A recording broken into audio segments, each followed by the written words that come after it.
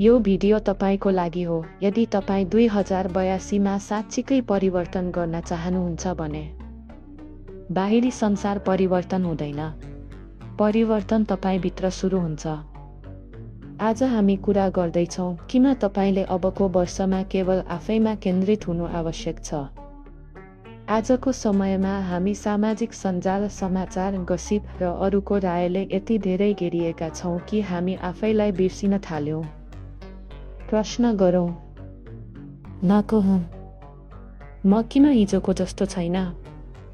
म किन थाकेको छु, डराएको छु र आफूप्रति नै शङ्कित छु? किनभने हामीले बाहिर हेर्न थाल्यौँ र भित्रको शून्यता बढ्दै गयो। हामी बाहिरी दुनियाँमा यति धेरै अल्झियौँ कि आफैभित्र के भइरहेको छ भन्ने कुरा बिर्सियौँ। समाजले के भन्छ, प्रविधिमा के नयाँ छ, अरूको जीवनमा के चलिरहेछ, यी सबै कुराले हाम्रो ध्यान तान्न थाले।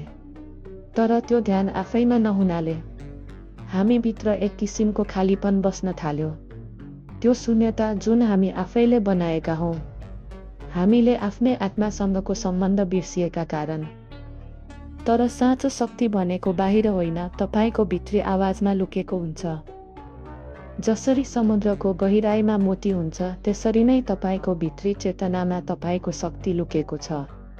तर हामी सधैँ बाहिर खोजिरहन्छौँ प्रेरणा, मार्ग, समाधान, जबकि उत्तर त सधैँभरिको लागि भित्रै थिए।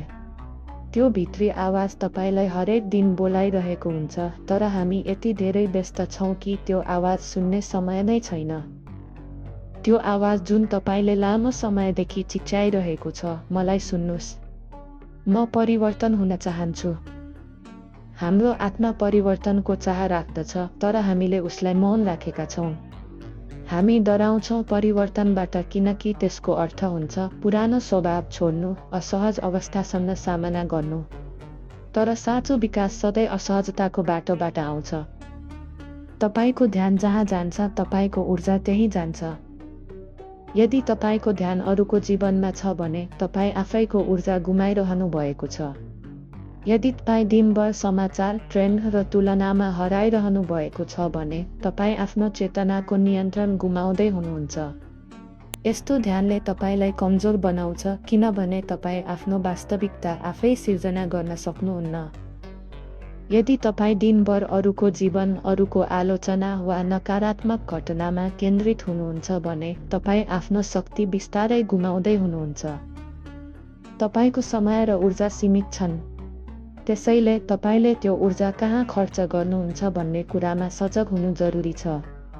नकारात्मक कुरामा ध्यान दिनु भनेको आफ्नो शक्ति अरूलाई सुम्पनु जस्तै हो। र दिनको अन्त्यमा तपाईँ थकित र निराश महसुस गर्नुहुन्छ किनभने तपाईँ आफ्नो मुटुको आवाज सुन्न बिर्सिनु भएको छ। परिवर्तन एकैचोटि हुँदैन। यो एउटा प्रक्रिया हो। यो हर दिनको अभ्यास हो। र यो अस्वस्थ विचारहरूसँगको लडाईँ हो। हरेक बिहानको सुरुवात एक नयाँ मौका हो, आफैसँग बस्ने, आफूलाई सुधार्ने, आफूलाई माया गर्ने। तर यो सजिलो छैन। पुराना बानीहरूसँगको युद्ध, पुराना घाउहरूसँगको सम्झौता, यी सबै तपाईले सामना गर्नुपर्ने हुन्छ। मेडिटेसन, ध्यान मार्फत तपाईँ आफ्ना गहिरा घाउहरूलाई चिन्न सक्नुहुन्छ। जर्नल लेखन मार्फत तपाईँ आफैसँग संवाद गर्न सक्नुहुन्छ। आत्म-अनुशासन मार्फत तपाईँ आफ्नो भावनाहरूको मालिक बन्न सक्नुहुन्छ। र जब तपाईँ नियमित रूपमा आफूमा केन्द्रित हुन थाल्नुहुन्छ, तपाईको शरीर, मन र आत्मा समन्वयमा आउँछ। त्यति बेला तपाईँ भन्न सक्नुहुन्छ, म अब पुरानो म होइन। हिजोको तपाईँ डराउने, पछुताउने र हार मान्ने थियो। आजको तपाईँ निर्णय लिने, अभ्यास गर्ने र सङ्कल्प बनाउने हो। भोलिको तपाईँ बलियो, अनुशासित र प्रेरणादायी बन्ने हो। तर यो सजिलो हुँदैन। कहिलेकाहीँ तपाईँ थाक्नुहुनेछ। केहीले तपाईलाई नसम्झनेछन्। तपाईँ आफैमा शङ्का गर्नुहुनेछ। तर याद गर्नुहोस्, यी सबै भावनाहरू तपाईको नयाँ यात्राको प्रमाण हुन्। यिनीहरू आउँछन् तर जान्छन् पनि। अब कुरा गरौँ केही व्यावहारिक उपायहरू जसले तपाईलाई आफ्नो यात्रामा सहयोग पुर्याउँछ।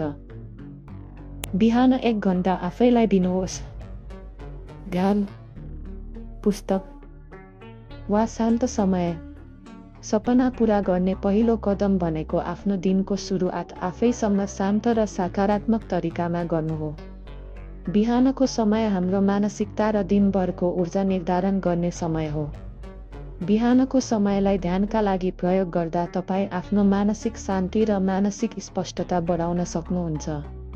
ध्यानले तपाईँलाई विचार र भावनाहरूको नियन्त्रण सिकाउँछ, जसले तपाईँलाई समग्रमा राम्रो निर्णय गर्न मद्दत पुर्याउँछ। केही समय प्रेरणादायी पुस्तकहरू पढ्नाले तपाईँको सोचलाई सकारात्मक र ऊर्जा प्रदान गर्न सक्छ। प्रेरणादायी पुस्तकहरू मात्र होइन, गहिरो अध्ययनका लागि ध्यान र आत्मविकासका किताबहरू पनि उपयोगी हुन्छ। तपाईँलाई ध्यान वा पढाइमा मन नभएमा शान्त बस्न र सोच्नको लागि केही समय छुट्याउनुहोस्। तपाईँले आफ्नो लक्ष्यहरूको बारेमा सोच्न सक्नुहुन्छ, आफैसँग कुरा गर्न सक्नुहुन्छ वा नयाँ विचारहरूको लागि स्थान बनाउनुहोस्। Social media detox. दिनको निश्चित समय मात्र प्रयोग गर्नुहोस्। सोसल मिडिया हाम्रो ध्यान र मानसिकता दुवैलाई प्रभाव पार्न सक्छ। यसमा धेरै समय बिताउँदा हामी धेरै नै विकर्षित र थकित महसुस गर्न थाल्छौँ। तपाईँको मस्तिष्कलाई जानकारी र घटनाहरूले भुलाउन सक्छ, जसले तपाईँको ध्यानलाई तपाईँको उद्देश्यभन्दा बाहिर लैजान सक्छ। यस कारणले गर्दा तपाईँलाई दिनको निश्चित समयमा मात्र सोसल मिडिया प्रयोग गर्नु अत्यन्त महत्त्वपूर्ण छ। प्रत्येक दिन केही समय विशेष रूपमा सोसल मिडिया प्रयोग गर्ने समय राख्नुहोस् र त्यसपछि फोन राख्नुहोस्। यो तपाईँलाई दिमागी शान्ति दिनेछ र अरूको अपेक्षाबाट मुक्त गर्नेछ। स्वयं अवलोकन। हरेक दिन 5 मिनेट आफ्ना भावना टिपोट गर्नुहोस्।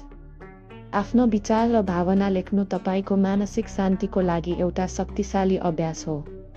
जर्नल लेख्नाले तपाईँलाई आफ्नो भित्री विचार र भावनाहरूको विश्लेषण गर्न मद्दत गर्छ। तपाईँले देख्न सक्नुहुन्छ कि कस्ता परिस्थितिहरूले तपाईँलाई सकारात्मक वा नकारात्मक बनाउँछन्। तपाईँको दैनिक भावनाहरूको समीक्षा गर्दा तपाईँलाई थाहा हुनेछ कि के तपाईँको सोचलाई सुधार गर्न केही क्षेत्रहरू छन्। जर्नल लेख्नुले तपाईँलाई सकारात्मक विचार र भावनाहरूको मार्गदर्शन गर्दछ। तपाईँले हरेक दिनको जर्नलमा आफ्नो लक्ष्यहरू र अडचनहरूको बारेमा पनि लेख्न सक्नुहुन्छ, जसले तपाईँलाई मार्गदर्शन र प्रेरणा दिन्छ। ध्यान अभ्यास गर्नुहोस्। 10-15 मिनेट श्वास र विचारमा केन्द्रित हुनुहोस्। ध्यान एक अत्यन्त प्रभावकारी अभ्यास हो जसले मानसिक स्पष्टता र भावनात्मक सन्तुलन ल्याउँछ। तपाईँको ध्यानले तपाईँको चित्तलाई वर्तमान क्षणमा केन्द्रित राख्न मद्दत गर्छ।